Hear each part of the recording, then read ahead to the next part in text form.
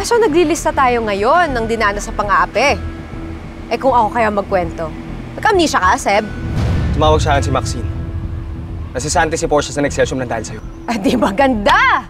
Natauhan din daddy nyo. Alam mo kung gaano ka-importante kay Portia yung Nexcelsior, di ba? So?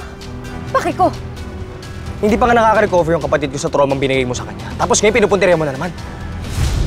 Ano ulit, paki ko? Ang gagawin ko, Seb? Teka, kasalanan ko ba?